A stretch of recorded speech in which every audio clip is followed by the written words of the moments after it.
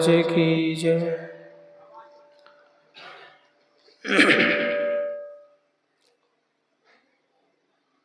आप लोगों को इतना हमारे संचालक महोदय बुलवा दिए हैं कि मैं विशेष नहीं बोल पाऊंगा,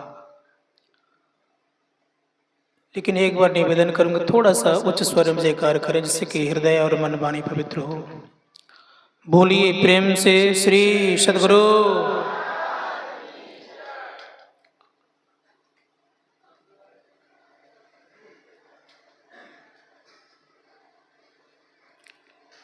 अखंडानंद बोधाय शिष्य संतापहारिणी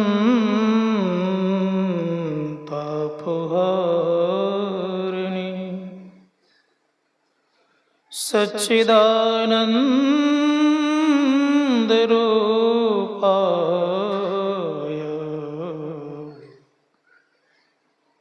तस्मै श्री गुरुवे नमः। मंगलमूर्ति सतगुरु मिलवे सर्वाधार।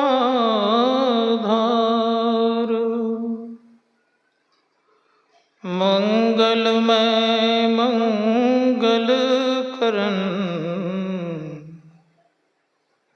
बिनुआ बारंबार।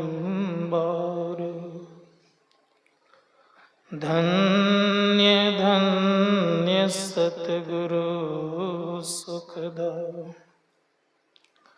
महिमा कहीं न जाए।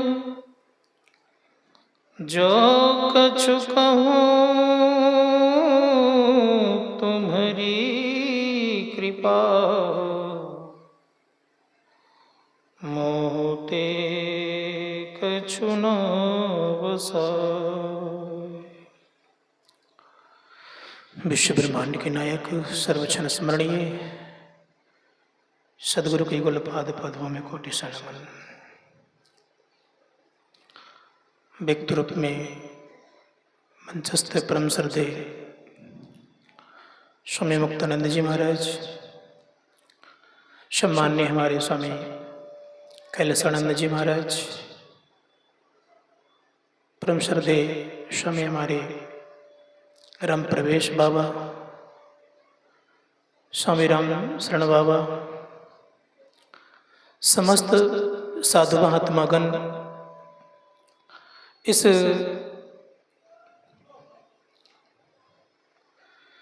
मासिक सत्संग के शुभ अवसर पर अत्र तत्र से पधारे हुए इस मासिक सत्संग के पदाधिकारी एवं सदस्यगण, इस गांव के समस्त सज्जन वृंद, समवेत समादरणीय सज्जन वृंद, आदरणीय माताओं तथा भक्तिमती बहनों, अभी हम लोगों ने बहुत सारी बातें सुन चुके हैं और सबको लगभग पता है कि सत्संग करने से बहुत लाभ होता है। इस सत्संग के संबंध में सब कोई जानते हैं कि यहाँ पर दोनों चीज हुआ है, ध्यान और ज्ञान। ध्यान यज्ञ भी हुआ और ज्ञान यज्ञ भी हुआ। और ऐसा शुभ अवसर शायद मुझे जैसा ज्ञात है कि तीनों लोकों में कहीं नहीं पाया जाता है, केवल अगर कहा जाए तो मुख्य रूप से सत्संगियों के नसीब में ही पाया जाता है और कहीं नहीं पाया जाता है। न यह सत्संग और ध्यान ब्रह्मलोक में होता है, न सत्संग और ध्यान विष्णु लोक में होता है, ना ही सत्संग ध्यान यहाँ तक कहा जाए कि देवलोक में होता है। जब को भी कभी सत्संग और ध्यान होता है तो धर्मशास्त्रकार कहते हैं केवल मानवों के यहाँ होता है और मानव ही सत्संग ध्यान करते हैं। इसीलिए सत्संग के संबंध में परम पूज्य गुरुदेव कहते हैं कि सत्संग मेरा श्वास है। जो सत्संग से लग कर के रहते हैं उनका जीवन बनता है। आपने बहुत सारी घटना सुन चुके हैं। धर्मशास्त्रकार कहते हैं कि जो सत्संग करेगा उनका जीवन सार्थक होगा। इसलिए प्रत्येक व्यक्तियों को सत्संग करना चाहिए। गोस्वामी जी महाराज ने कहा कि परमात्मा का अंग सत्संग है। मंदिर परमात्मा का अंग नहीं बताया, लेकिन सत्संग को परमात्मा का अंग बताया गया है। जब इस कलिकाल में भगवान राम ने गोस्वामी तुलसीदास जी महाराज को जब दर्शन दिया तो दर्शन देने के क्रम में कहते हैं कि तुलसीदास मांगो क्या मांगते हो, और वो मांग करते हैं क्या जानते हैं? गोस्वामी जी महाराज कहते हैं कि देहि सत्संग निज अंग से रंग भवभंग कारण शरण शोकहारी। हे प्रभु मुझे सत्संग का वरदान दीजिए जिससे कि मेरा भवभंग हो जाएगा। जिनका भवभंग होता है उनका आवागमन मिटता है। इसलिए धर्मशास्त्रकार कहते हैं कि गोस्वामी जी महाराज भी सत्संग का वरदान मांगते हैं। भगवान शिव क्या मांगते हैं? यद्यपि हम लोगों को पता है कि भगवान श्री राम का राज्य अभिषेक हो रहा था, उसी क्रम में भगवान शिव देखने ख्याल से, उस दृश्य का आनंद लेने ख्याल से एक कोने में जाकर के बैठे हुए थे। जब राज्य अभिषेक हो गया, मुमांगा इनाम दिया और देते देते भगवान शिव के ऊपर दृष्टि पड़ती है, और दृष्टि पड़ते ही भगवान शिव से कहते भगवान श्री राम कि भोलेनाथ संसार के समस्त लोग तो कुछ न कुछ मांगते हैं, आप भी कुछ तो मांग लीजिए। भगवान शिव कहते हैं कि नाथ मुझे ज्यादा कुछ नहीं चाहिए। कहा तब क्या चाहिए बोलिए तो? कहा नाथ एक वर मांगहु हर्षित दे श्री रंग पद सरोज अनुपायनी भक्ति सदा सत्संग। कहा प्रभु मुझे सत्संग का वरदान दीजिए और कुछ नहीं चाहिए। भगवान शिव सत्संग का वरदान मांगते हैं। भगवान श्री राम ने सत्संग कितना बड़ा बताया है। इस धरातल पर जब भगवान श्री राम के संग में लक्ष्मण, भरत, शत्रुघ्न और हनुमान जी जब भ्रमण कर रहे थे तो उसी क्रम में आकाश मार्ग से सनक, सनंदन, सनातन और सनत कुमार पधारते हैं, और पधारते ही उनको बैठने का आसन देते हैं और साष्टांग दंडवत करते हुए कहते हैं कि बड़े भाग पाइए सत्संगा बिनु प्रयास होई भवभंगा। बड़े भाग से सत्संग मिलता है। धर्मशास्त्रकार कहते कि जो कोई सत्संग करेगा उनका जीवन सार्थक होगा। इसलिए आपने सुना कि सत्संग दो तरह का है। गुरुदेव कहते हैं धर्म कथा बाहर सत्संगा अंतर सत्संग ध्यान भंगा। बाहरी सत्संग सुनने से, ग्रंथों का अध्ययन करने से, साधु संग करने से हमें अंतःकरण के सत्संग करने की प्रेरणा मिलती है। संत कहते हैं कि जब अंतःकरण में सत्संग करते हैं तो उनका जीवन का उद्धार होता है और एक न एक दिन मोक्ष की प्राप्ति होता है। मोक्ष प्राप्त करते हैं लोग। इसीलिए हम लोग को पता करना चाहिए कि सत्संग दोनों तरह का मन लगा करना चाहिए, अंतर बाहर दोनों तरह का। बाहरी सत्संग सुनेंगे तो लाभ होगा, लेकिन अंतर का सत्संग करेंगे तो विशेष लाभ ये होगा कि आप धीरे धीरे शुद्ध होकर के परमपिता परमात्मा तक पहुंचेंगे। गुरुदेव कहते हैं बाहरी सत्संग क्या है, इसके संबंध बड़े सुंदर शब्दों का प्रयोग करते हुए कहते हैं कि बाहरी सत्संग के संबंध में कहें कि सुनो कि हम लोगों का मुख्य कर्तव्य क्या होना चाहिए। गुरुदेव कहते हैं कि धर चेतन धारा पिंड के पारा दसम द्वारे का ज्योति जगी जावे अति सुख पावे शब्द सहारे का। गुरुदेव ने कहा कि बाहरी सत्संग ये प्रेरणा देने का काम यह करते हैं कि अंदर में जो हमारा चेतन है उसको पकड़ना चाहिए। कहां से पकड़ेंगे? कहां जाकर पकड़ा जाएगा? तो संत कहते हैं कि पकड़ाता है सुषमना घाट पर चल करके। वहां पर चलेंगे, पिंड से ब्रह्मांड में प्रवेश करेंगे, आपका सुरत मन उल्टेगा, सुरत कहलाएगा, लेकिन ऐसे मन नहीं उलट जाएगा। धरणीदास जी महाराज कहते हैं कि देखना पड़ता है बड़े सुंदर ढंग से। धरणीदास जी महाराज ने कहा, धरणी निर्मल नासिका निरखत रहो नयन की कोर सहजे चंदाओ ज्ञान भवन होत इंजोर। जब आपके अंदर उजाला होगा, प्रकाश को प्राप्त करेंगे, उसी प्रकाश में जब शब्द सुने, कैसा शब्द?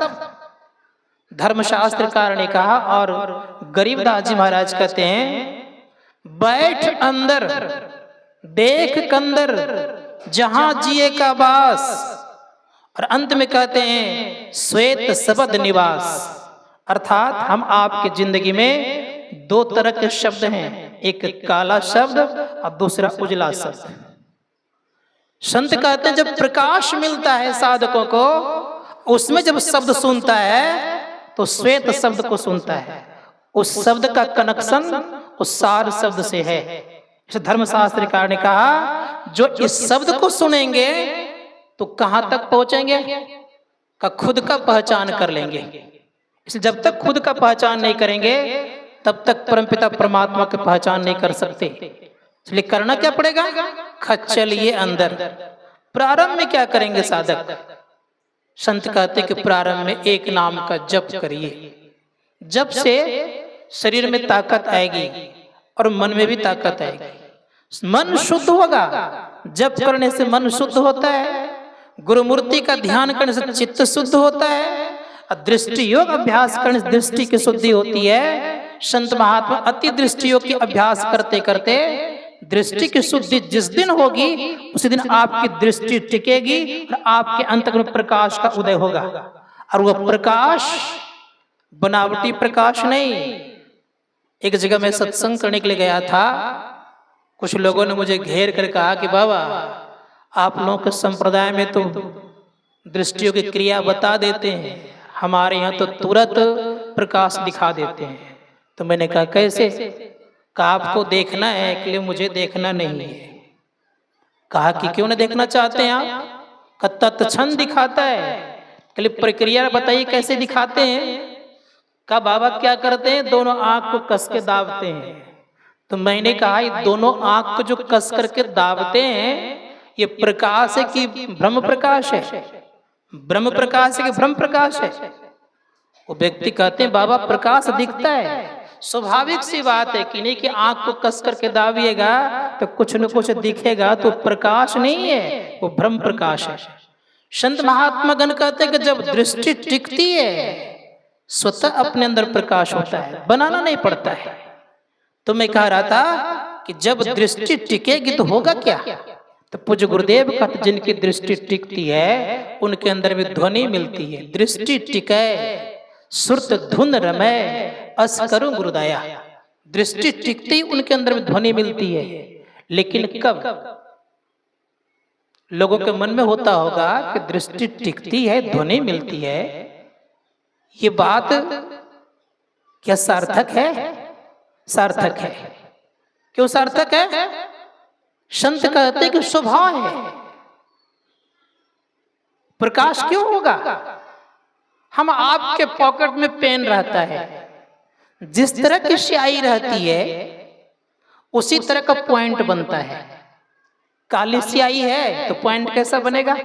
काली बनेगी। लाल स्याही है तो पॉइंट कैसा बनेगा? लाल बनेगी। उजली स्याही है तो पॉइंट कैसा बनेगा? उजली बनेगी। संत महात्मा गण कहते कि जिस तरह की स्याही है उसी तरह का पॉइंट अर्थात बिंदु बनता है। ठीक उसी प्रकार से हमारे आंख में देखने की क्षमता है, ताकत है, ये प्रकाशमयी है और रेखा भी प्रकाशमयी बनती है और जहां टिकती है वहां प्रकाश को उदय करती है।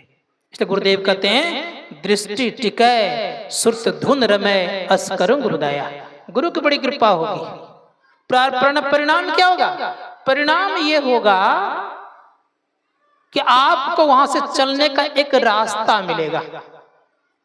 जब तक दृष्टि नहीं टिकी है, एक बिंदु आपने नहीं देख पाया है, तो आप अंदर में चलने के योग्य नहीं बने। चाहे आप कुछ भी बन गए हैं, चाहे आप विद्वान हो या आप पढ़े लिखे नहीं हो, आप राजा हो या महाराजा हो या हल चलाने वाले ही क्यों नहीं हो, जब तक आपकी दृष्टि नहीं टिकी है, बिंदु का उदय नहीं हुआ है, तब तक आप अंतर की यात्रा करने में सक्षम नहीं है। धर्मशास्त्रकार कहते हैं दृष्टि टिकेगी, आप उस पर चलना प्रारंभ करेंगे तो किधर जाएंगे? जिनकी दृष्टि टिकेगी तो नीचे आएगा, ऊपर जाए किधर जाएगा? संत महात्मा का तो ऊपर जाएंगे। मिलेगा क्या? संत कबीर साहब ने कहा कबीर कमल प्रकाशिया उगा निर्मल सूर, रैन अंधेरी मिट गई बाजे अनहद तूर। उनके जीवन के जो अंधेरा पंथ वो मिट जाएगा और उनके अंदर में होगा क्या? का अनहद तूर मिलेंगे, अर्थात अनहद शब्द मिलेंगे। संत महात्मा गण कहते हैं कि जो कोई अनहद शब्द को सुनेंगे तो कब सुनता है कब नहीं सुनता है? कहते हैं सुनने वाला सब समय सुनता है, सोबत जागत उठत बैठत टूक बिहीन नहीं तारा, झिनझिन जंतर निस्दिन बाजे जम जालिम पचिहारा। सोते उठते बैठते जागते शौचालय में भी जाते वो साधक सुनने के योग्य हो जाता है। धर्मशास्त्रकार कहते हैं कि ऐसी योग्यता प्राप्त करने के लिए हम लोगों को अंदर में चलने के लिए सर्वप्रथम खूब मन लगा करके मानस जप करिए। मानस ध्यान कभी कभी हूबहू उगता है, याद रखिएगा। अति पुकार करेंगे तो हूबहू उग जाएगा। आपको स्वामी मुक्तानंद जी महाराज ने एक प्रसंग सुनाए हांगकांग का। मैं भारत में ही था, सिक्किम गया हुआ था, अकेला ही गया था। संजोग ये लगा गंगटोक गया था, वहां तक ट्रेन मार्ग नहीं, बस से जाना पड़ता है। 2005 की बात है। कई दिन रह गया तो पॉकेट ढीला हो गया, खाली हो गया। चिंता हो गई कि मुझे वहां से बिहार लौटना है, तो लौटूंगा कैसे? उस समय गाड़ी का भाड़ा लगभग वहां से 500 तक था आने का। तो मैंने कहा पैसा तो एक भी नहीं है। एक रास्ता था जंगलों के, उधर बहुत कम लोग जाते थे। अब वहां का नियम है हरदम कुछ न कुछ पानी पड़ते रहना। परिणाम ये हुआ पूरा एकदम खड़ा रास्ता काज एक तरह का था। खड़ी रास्ता होने के कारण दिक्कत होती थी, पैर फिसल जाता था। अब मन में सोचते जाता था, चिंता भी होती थी कि जाऊंगा अब घर कैसे, खाने का सब समय, पैसे भी खत्म हो गए, अब क्या करना है। तो अति उदास और आर्त पुकार जब गुरु का किया गया तो एक डंडा लेकर के व्यक्ति आए, कहा कि तुम्हें कहाँ जाना है? बिहार जाना है। तुम्हारे पास पैसा नहीं है? उस समय वो पनसुइया चलता था, ये वाला गुलाबी वाला नहीं, वो जो पहले का पनसुइया था वो चल रहा था। तो एक पनसुइया दिया, मैंने पॉकेट में रखा। अब पीछे उलट के देखते हैं तो कोई दिखाई नहीं पड़ता है। तो मेरे मन में हुआ कि ये अनजान व्यक्ति को 500 रुपया दिया कैसे? तब पता चला। उसी दिन मैं गाड़ी पकड़ करके भागलपुर आया। मुझे आश्चर्य लगा कि गुरुदेव की पुकार उस जंगल में भी सुन लेते हैं। तो मैं कहना ये चाह रहा हूं कि पुकार हृदय से होना चाहिए। इसीलिए जब हम ध्यान करने बैठते हैं तो ध्यान करने वाले साधकों के अंदर में ऐसी स्थिति होती है कि अंतःकरण से अगर पुकार किया जाए तो अज्ञात चक्र पर गुरु मूर्ति को भी देख सकते हैं। इसलिए शिवनारायण स्वामी महाराज ने कहा, निहारो यारो गुरु मूर्ति की ओर, गुरु मूर्ति सुरति बिच निरखो, तब उर होत इंजोर। जिनके अंदर में इंजोर अर्थात उजाला हो जाएगा, उनका एक मंदिर बेड़ा पार लगेगा। समय इजाजत देता नहीं ज्यादा बढ़ने के लिए, क्योंकि 20 मिनट दिया गया था। अपनी वाणी को मैं विराम करता हूँ। बोलिए प्रेम से श्री सद्गुरु महाराज की जय। और मुझे थोड़ा बहुत दूर जाना भी है, लगभग 250 किलोमीटर लगभग यहाँ से होगा, इसलिए आप लोगों से विदा भी मांगता हूँ। बोलिए प्रेम से श्री सद्गुरु महाराज की जय। हाँ कर लीजिए आप लोग।